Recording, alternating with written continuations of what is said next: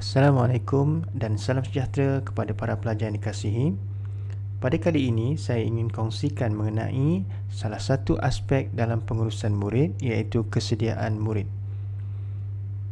Kesediaan bermaksud keadaan dalam diri individu murid yang bersedia untuk memperolehi pengalaman pembelajaran baru.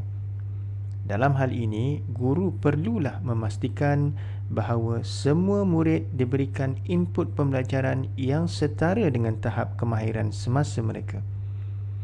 Ini kerana apabila tahap kesediaan murid dapat dikenal pasti, guru dapat memberikan sokongan yang sesuai kepada mereka, seterusnya meningkatkan darjah pemerolehan ilmu.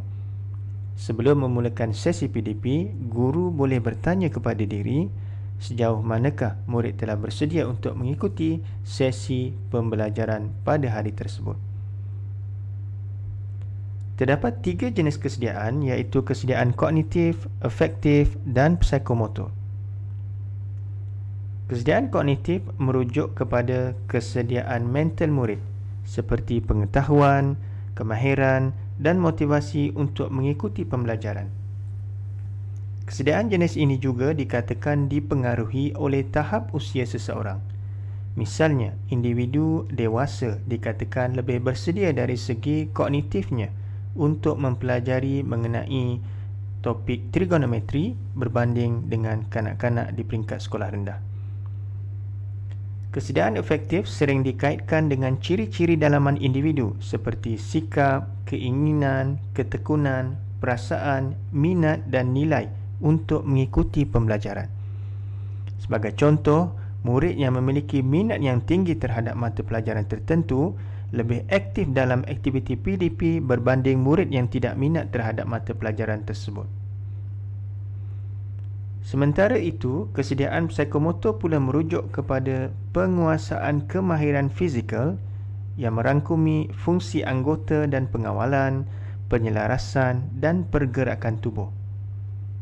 Kesediaan jenis ini bergantung kepada kesediaan kognitif dan juga afektif.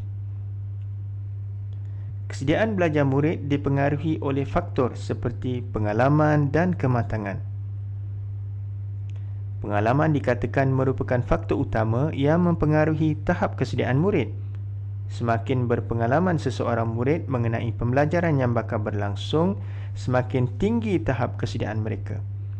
Misalnya, jika mereka pernah membaca mengenai proses fotosintesis, menontonnya di televisyen dan apabila berlaku sesi PDP mengenai tajuk fotosintesis di dalam kelas, murid akan lebih bersedia berbanding murid yang tidak pernah membaca dan menontonnya. Selain itu, faktor kematangan juga dikatakan mempengaruhi tahap kesediaan murid. Misalnya, murid tingkatan 5 lebih matang dari segi mental, seterusnya berkeupayaan mengikuti sesi pembelajaran dengan konsep-konsep abstrak berbanding dengan murid tahun 1. Disebabkan itu, guru juga boleh menghasilkan tugasan atau konteks pembelajaran berbeza mengikut tahap kesediaan murid. Data pentaksiran formatif seperti melalui kaedah pemerhatian, soal jawab, kuis dan lain-lain boleh digunakan untuk menilai perbezaan tahap pemahaman murid dengan hasil pembelajaran ditetapkan dan seterusnya menyesuaikan tugasan dengan tahap kesediaan murid. Terdapat beberapa strategi untuk menyesuaikan pembelajaran dengan tahap kesediaan murid. Yang pertama ialah menyesuaikan darjah kesukaran tugasan dengan tahap kesediaan murid. Yang kedua ialah memberikan bimbingan ataupun menarik bimbingan. Yang ketiga, menyesuaikan konteks tugasan agar selari dengan pengetahuan sedia ada murid. Yang keempat, menyediakan sesi pengajaran berbeza bagi individu ataupun kumpulan kecil.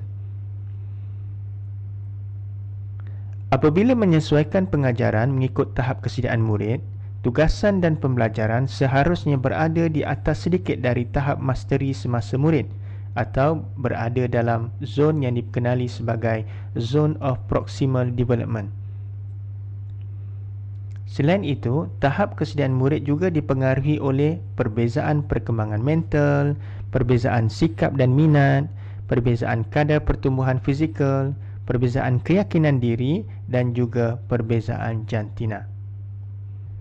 Bagi kumpulan murid dengan tahap kesediaan yang berbeza, kolaborasi antara murid dapat membantu meningkatkan pemahaman terhadap isi kandungan. Langkah untuk meningkatkan tahap kesediaan murid, yang pertama, bina keyakinan diri murid.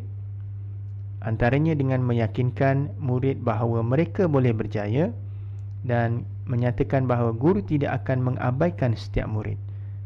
Yang kedua, menilai tahap kesediaan murid. Dengan melaksanakan pentaksiran, misalnya dengan pentaksiran diagnostik untuk menaksir tahap prestasi semasa murid. Ataupun mungkin guru boleh menanyakan juga berkenaan dengan keadaan semasa murid. Contohnya keadaan semasa COVID-19, kekuatan internet, kesihatan mereka dan sebagainya. Seterusnya ialah membuat ulang kaji kemahiran asas yang telah dipelajari sebelumnya sebelum topik baru diajarkan. Seterusnya ialah menekankan proses mendapatkan jawapan dan bukan hanya kepada jawapan betul sahaja. Dan yang terakhir ialah memeriksa semula tahap kefahaman murid. Setakat itu sahaja perkongsian saya pada kali ini. Semoga mendapat manfaat dari perkongsian ini. Mohon para pelajar untuk menjawab soalan forum 2 iaitu kesediaan murid. Sekian, terima kasih.